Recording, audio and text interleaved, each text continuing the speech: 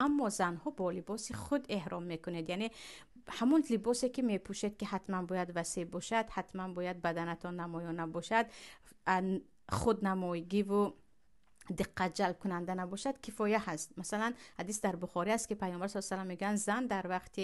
احرام بودنش نقاب نپوشد و دست پوش نپوشد، که یکی از دلیل های آنهایی که نقاب رو فرض نمیگن همین است که دست پوشیدن و روی پوشیدن رو پیامبر میگن عموما در حج نپوشید، اما با لباس عادیتون میکنید. یعنی شما از خانه، برای اینکه شما در وقت فرودگاه رفتن که زنها برای لباس عوض کردن شرایط ندارند، یا اینکه در داخل هواپیما وقتی که میقات رو عبور میکنن ندارن، در داخل خونهتون پیش از برآمدن